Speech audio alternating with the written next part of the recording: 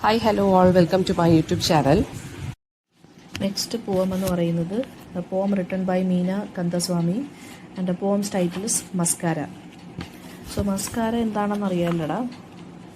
Mascara എന്ന് പറയുമ്പോൾ എന്താണ്, നമ്മളൊരു കോസ്മെറ്റിക്കാണ് സ്ത്രീകൾ യൂസ് ചെയ്യുന്നത്. ഐ ലാഷസ് ഡാർക്കൺ ചെയ്യാനുള്ള ഒരു കോസ്മെറ്റിക്കാണ് മസ്കാര. സോ ഈ മീന കന്ദസ്വാമി എന്നുള്ള റൈറ്റർ ഒരു ഫെമിനിസ്റ്റ് റൈറ്ററാണ്. അവർ തമിഴ്നാട്ടിലാണ് ജനിച്ചത്. നോവലിസ്റ്റാണ്, ജേർണലിസ്റ്റാണ്, പിന്നെ ആക്ടിവിസ്റ്റാണ്, ഒരു ദളിത് റൈറ്ററാണ് കേട്ടോ. ഒരുപാട് ദളിത് റൈറ്റേഴ്സിൻ്റെ ബുക്കൊക്കെ ഇംഗ്ലീഷിലോട്ട് ഇവർ ട്രാൻസ്ലേറ്റ് ചെയ്തിട്ടുണ്ട്. ആൻഡ് മലയാളം ഫിലിമായിട്ടുള്ള ഒരാൾപ്പൊക്കം എന്നുള്ള സിനിമയിൽ ഇവർ അഭിനയിച്ചിട്ടും ഉണ്ട് കേട്ടോ. അവരുടെ ഫസ്റ്റ് കളക്ഷൻ ഓഫ് പോം എന്ന് പറയുന്നത് ടച്ച് എന്നാണ്. അത് പേജ് നമ്പർ 84 കുറച്ച് വർക്ക്സ് കുഞ്ഞിനെ കൊടുത്തിട്ടുണ്ട്. സെക്കൻഡ് കളക്ഷൻ മിസ് മിലിറ്റൻസി, അതെല്ലാം ഫെമിനിസ്റ്റ് റീടെല്ലിംഗ് ആണ്. അതായത് ഹിന്ദു തമിഴ് മിത്തുകളുടെ അല്ലെങ്കിൽ മിത്തിക്കൽ സ്റ്റോറീസിൻ്റെ റീടെല്ലിംഗ് ആണ് ഇതെല്ലാം. അപ്പോൾ ഫെമിനിസ്റ്റ് അല്ലെങ്കിൽ ദളിത് ഇഷ്യൂസ് അല്ലെങ്കിൽ caste system, gender issues, sexuality, untouchability, ഇങ്ങനെയുള്ള ഇഷ്യൂസാണ് ഇവരുടെ വർക്ക്സ് എന്ന് പറയുന്നത് ഡീൽ ചെയ്യുന്നത്. ഓക്കെ, ദെൻ ദ ദളിത് എന്ന് പറഞ്ഞ് അവരൊരു ഇംഗ്ലീഷ് മാഗസിൻ എഡിറ്റ് ചെയ്തിട്ടുണ്ട്. പിന്നെ സെക്കൻഡ് നോവൽ എന്ന് പറയുന്നത് I hit U, portrait of the writer yes A young wife. ഇതെല്ലാം ഡൊമസ്റ്റിക് വയലൻസിനെ കുറിച്ച്, മാരിറ്റൽ റേപ്പിനെ കുറിച്ചൊക്കെ ഉള്ളതാണ്. പിന്നെ കാസ്റ്റ് ആൻഡ് ജെൻഡർ ഇഷ്യൂസ് ആണ് ഇവർ കൂടുതലും ഫോക്കസ് ചെയ്യുന്നത് കേട്ടോ. ഒരു ദളിത് വുമൺ ആയതുകൊണ്ട് തന്നെ എന്താ പറയുക, ഈ ഒരു പിന്നെ ദളിത് ഇഷ്യൂസിനെ കുറിച്ച് ഇവർ വളരെയധികം പിന്നെ ഡിസ്കസ് ചെയ്തിട്ടുണ്ട്. ആൻഡ് ആ ഒരു സ്ത്രീകളുടെ ഹെൽപ്ലെസ്നെസ്സിനെ കുറിച്ച്, മാർജിനലൈസ്ഡ് വിമൻ ഫേസ് ചെയ്യുന്ന പ്രശ്നങ്ങളെക്കുറിച്ച്, കാസ്റ്റ് ഡിസ്ക്രിമിനേഷനെ കുറിച്ച്, വയലൻസിനെ കുറിച്ച് ഒക്കെ ഇവർ ഇതിനകത്ത് ഡിസ്കസ് ചെയ്യുന്നുണ്ട്. അതായത് ഇതിനകത്ത് നമ്മുടെ പ്രോട്ടഗോണിസ്റ്റ് എന്ന് പറയുന്നത് അല്ലെങ്കിൽ സ്പീക്കർ ഓഫ് ദ പോം എന്ന് പറയുന്നത് ഒരു ദേവദാസിയാണ്. ദേവദാസി എന്ന് പറയുമ്പോൾ ആരാണ്? നമ്മുടെ പേജ് നമ്പർ 88 കൊടുത്തിട്ടുണ്ട്. ദേവദാസി എന്ന് പറയുമ്പോൾ അതൊരു സാൻസ്ക്രിറ്റ് ടേമാണ്. ഗോഡസ് അല്ലെങ്കിൽ ഗോഡിൻ്റെ സെർവൻറ്റിനെയാണ് നമ്മൾ ദേവദാസി എന്ന് വിളിക്കുന്നത്. ദേവൻ്റെ അല്ലെങ്കിൽ പിന്നെ ദേവന്മാരുടെ ദാസി. സോ ഇതൊരു റിലീജിയസ് പ്രാക്ടീസ് ആയിട്ട് ഇന്ത്യയിൽ ഇപ്പോഴും കണ്ടിന്യൂ ചെയ്യുന്നുണ്ട്. അതായത് പ്യൂബർട്ടി പീരീഡ് ആകുമ്പോഴത്തേക്കും ഗേളിനെ എന്ത് ചെയ്യും, വേർഷിപ്പിന് വേണ്ടി, അതായത് ടെമ്പിൾസിൽ കൊടുത്തിട്ട് ടെമ്പിൾസിൽ പോയി പാട്ട് പാടാനും ഡാൻസ് ചെയ്യാനും ഒക്കെ പറയും. ഓക്കെ, ഡാൻസ് ചെയ്യാനാണ് മെയിൻലി ഇവരുടെ സർവീസ് നമ്മൾ യൂസ് ചെയ്യുന്നത്.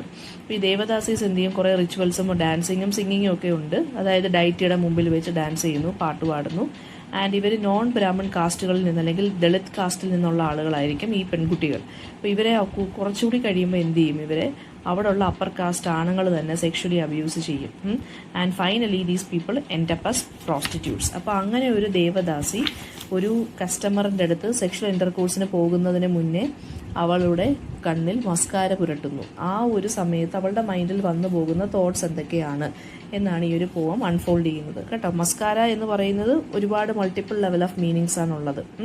മസ്കാര പുരട്ടുക എന്ന് പറയുമ്പോൾ ഒന്നുകിൽ അവളെ ബ്യൂട്ടിഫൈ ചെയ്യുവാണ്, അവളുടെ ആ ഒരു അഗ്ലി ലൈഫിൽ നിന്ന് അവളെ ബ്യൂട്ടിഫൈ ചെയ്യുന്നൊരു കാര്യമാണ് മസ്കാര ആസ് എ മേക്കപ്പ് ആയിട്ട്. സെക്കൻഡ് തിങ് എന്ന് പറഞ്ഞാൽ അവളുടെ വിഷമങ്ങളെ മാറ്റുന്നു മസ്കാര, അതായത് കോസ്മെറ്റിക്സ് യൂസ് ചെയ്യുമ്പോൾ, മേക്കപ്പ് ചെയ്യുമ്പോൾ. പിന്നെ അവളുടെ അൺഫുൾഫിൽഡ് ഡ്രീംസിനെ കാണിക്കുന്നു. അവളുടെ പഴയ ആ വിർജിൻ ബോഡിയെ അല്ലെങ്കിൽ ആ വിർജിൻ ഗേളിൻ്റെ ഹാർട്ടിനെ കാണിക്കുന്നു മസ്കാര. അതൊരു അല്ലെങ്കിൽ മസ്കാര ഒരു എന്താ പറയുക, ഒരു വാർ പെയിൻ്റ് ആയിട്ടും അല്ലെങ്കിൽ അവളെ ഒരു വാരിയറായിട്ട് മാറ്റുന്നുണ്ട് ഫോർ എംപവർമെൻറ്റ്. അപ്പോൾ ഇത്രയും കാര്യങ്ങളാണ് മസ്കാര എന്നുള്ള ഒരു ചെറിയൊരു കോൺസെപ്റ്റിനുള്ളത് മീനിങ്സ്. സോ നമുക്ക് നോക്കാം. ഫസ്റ്റ് സ്റ്റാൻസ പേജ് നമ്പർ 85 ഒരു ഫസ്റ്റ് 4 ലൈൻസ് നോക്കിക്കോ.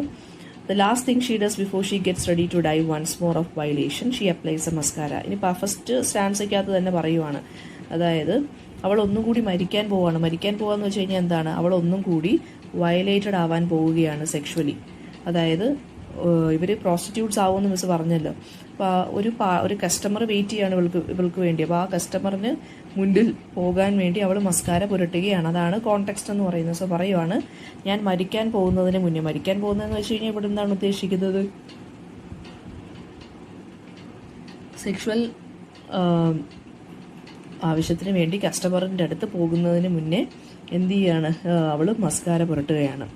അപ്പോൾ ദ ലാസ്റ്റ് തിങ് അവൾ, അതായത് ഈ ഒരു വയലേഷൻ, സെക്ഷൽ വയലേഷന് മുന്നേ അവൾ എപ്പോഴും എന്ത് ചെയ്യാറുണ്ട്, മസ്കാര പുരട്ടാറുണ്ട്. And it is always in that last and solemn moment the call girl hesitates. Call girl എന്ന് വെച്ചാൽ ഇവിടെ പ്രോസ്റ്റിറ്റ്യൂട്ട്. അതായത് ഈ മസ്കാര പുരട്ടുന്ന സമയത്താണ് ശരിക്കും പറഞ്ഞു കഴിഞ്ഞാൽ ഇവൾക്ക് തെറ്റിദ്ധാരണയും അല്ലെങ്കിൽ കുറ്റബോധവും വിഷമവും ഇവളുടെ ലൈഫ് എങ്ങനെയായി മാറി തീർന്നു എന്നൊക്കെയുള്ള കാര്യങ്ങളെക്കുറിച്ച് അവൾ ഇങ്ങനെ റിമെമ്പർ ചെയ്യുന്നത്. ആ ഒരു തോട്ട്സ് പെട്ടെന്ന് ഇങ്ങനെ കടന്നു വരും ഇവിടെ കണ്ണിൽ മസ്കാര തേക്കുന്ന ആ ഒരു സിറ്റുവേഷനിൽ. With eye catching ease she stops to shudder. Maybe the dyed eyes മോൺ ഹെർ ബോഡി സിൻസ്. ഇനിയിപ്പം എന്താണ് ചെയ്യുന്നത്? മസ്കാര എന്തിനു വേണ്ടിയാണ് നമ്മൾ യൂസ് ചെയ്യുന്നത്? ബ്ലാക്ക് ആൻഡ് ചെയ്യാനാണ് അല്ലേ, കണ്ണിൻ്റെ ബാക്കിൽ. അപ്പോൾ അവിടെ മസ്കാര യൂസ് ചെയ്യുമ്പോൾ എന്തിന് എന്ന് വെച്ചാൽ അവൾ പറയുവാണ്, അവളൊന്ന് ഒരു മിനിറ്റ് അവളൊന്ന് ജസ്റ്റ് ഒന്ന് ഷഡർ ചെയ്യും, അതായത് ഒന്ന് ജസ്റ്റ് ഒന്ന് ഷേക്കനാവും.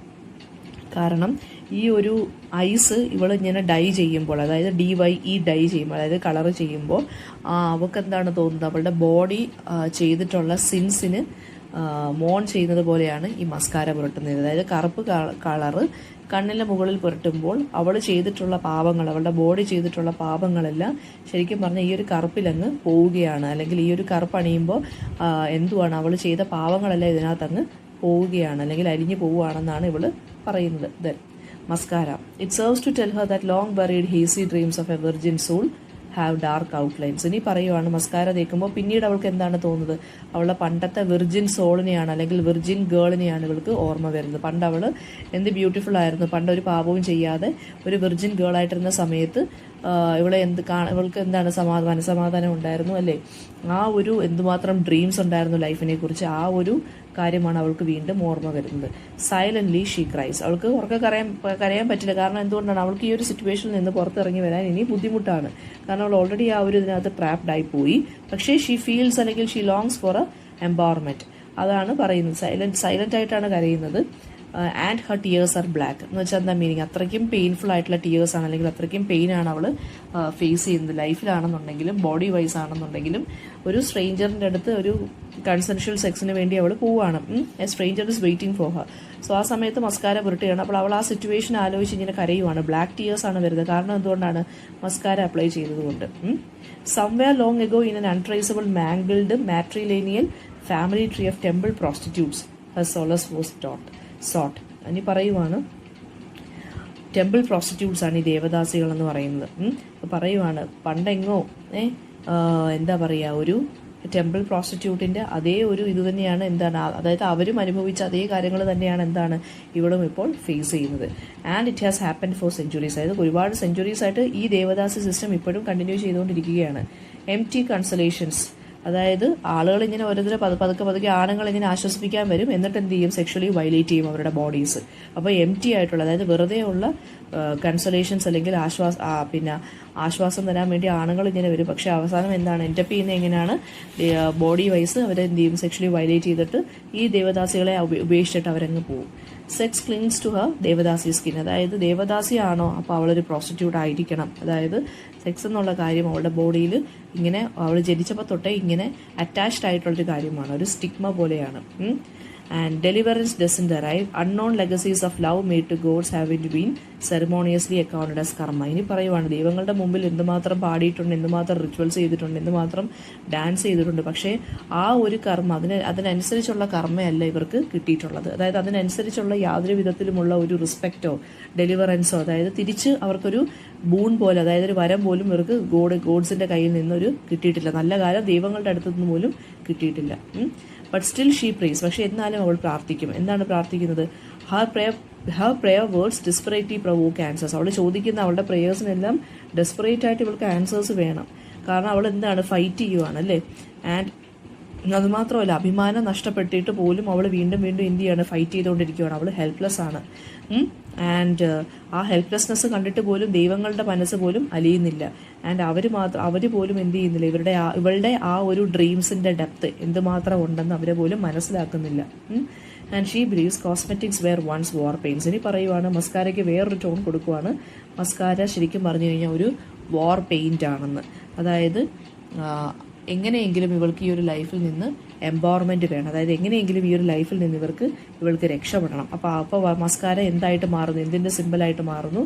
ഒരു വാറിന് തുടക്കം കുറിക്കുന്ന ഒരു വാർ പെയിൻ്റ് ആയിട്ട് മാറുവാണ്. And when she dons the mascara ഇടുമ്പോൾ the heavens have heard her whisper Kali you wear this too. കാളിന്നോ അല്ലെങ്കിൽ കലി എന്ന് പറയും. അതായത് ഇപ്പോൾ അവൾ മസ്കാര ഇടുമ്പോൾ അവൾക്ക് എന്തിൻ്റെ സിമ്പിളായിട്ടാണ് തോന്നുന്നത്? സിമ്പിൾ ഓഫ് എംപവർമെൻ്റ് ആയിട്ടാണ് തോന്നുന്നത്. അപ്പോൾ അതായത് കലിയല്ലട കാളി എന്ന് പറയുന്ന ആരാണ്? പവർഫുൾ ഗോഡസ് ആണ് ഹിന്ദു മിത്തോളജിയിൽ. അപ്പോൾ പറയുവാണ് ഒരു ഡിസ്ട്രക്ഷൻ അല്ലെങ്കിൽ ചേഞ്ചിന്റെ സിമ്പിളാണ് കാളി ദ ഗോഡസ്, അല്ലേ? അല്ലെങ്കിൽ ഒരു ഇന്നർ എനർജിയുടെ സിമ്പിളാണ് കാളി ദ ഗോഡസ്. അപ്പോൾ പറയുവാണ് ശരിക്കും പറഞ്ഞാൽ ഞാൻ മസ്കാര ഇടുമ്പോൾ എന്താണ് എനിക്കും തോന്നുന്നത്? കാളിയും കറുത്തിരിക്കുവാണ് കേട്ടോ. മസ്കാര ഇട്ട്, അതായത് കാളിയുടെ ദേഹവും എന്താണ്? ഡാർക്കാണ്. അപ്പോൾ പറയുവാണ് ഞാൻ ഇപ്പോൾ മസ്കാര ഇടുമ്പോൾ എനിക്ക് ആരെയാണ് ഓർമ്മ വരുന്നത്? ദ ഗോഡസ് കാളിയാണ് ഓർമ്മ വരുന്നത്, who is so powerful. And എനിക്കും ഇപ്പോൾ എൻ്റെ മൈൻഡും ഇപ്പോൾ എന്താണ്? ഇന്നർ ആയിട്ട് ഭയങ്കര സ്ട്രോങ് അല്ലെങ്കിൽ സ്ട്രെങ്ത് ആയിട്ട് അല്ലെങ്കിൽ എംപവേർഡ് ആയിട്ട് ഇരിക്കുവാണ്. So I also want to change this system, അല്ലെങ്കിൽ I just want to change my life. എനിക്കും ഈ ഒരു സിസ്റ്റത്തിൽ നിന്ന് എസ്കേപ്പ് ചെയ്യണം. അപ്പോൾ ലാസ്റ്റ് ഇരുന്ന മസ്കാരയുടെ അല്ലെങ്കിൽ ലാസ്റ്റ് വരുന്ന ആ മീനിങ് എന്താണ്?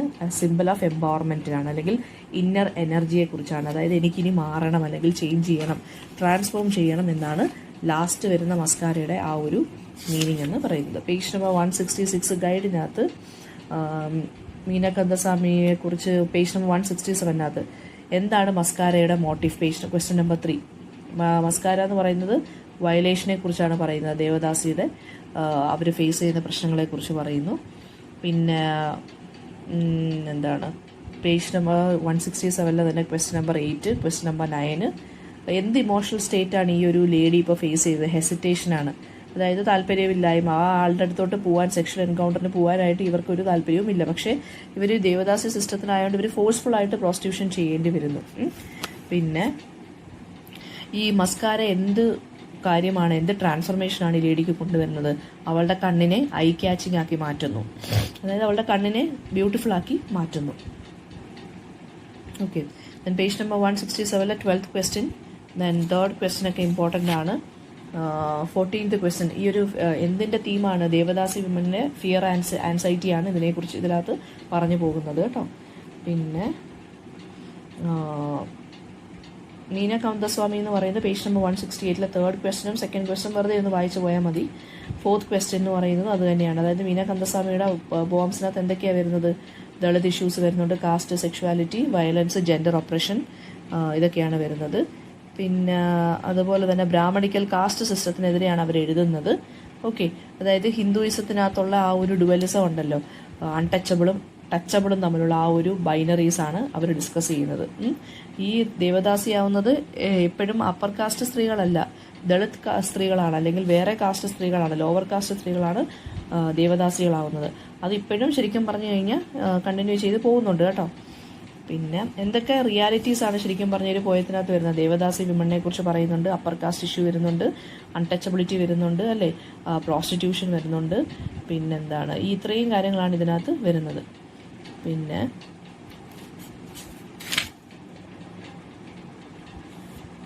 പേജ് നമ്പർ 170 കുറച്ചും കൂടി എന്താ പറയുക, ഈ പോയത്തിനെ കുറിച്ചൊരു എസ്സേ ആണ് പറഞ്ഞേക്കുന്നത്. അപ്പോൾ ഈ ഒരു ലേഡിയുടെ, നമ്മുടെ പോയത്തിലെ സ്പീക്കറിൻ്റെ ഫിസിക്കൽ അല്ലെങ്കിൽ സൈക്കോളജിക്കൽ ആയിട്ടുള്ള ഒരു എക്സ്പ്രഷനാണ് നമുക്കിതിനകത്ത്, പെയിൻ ആണ് നമുക്കിതിനകത്ത് കാണാൻ സാധിക്കുന്നത്.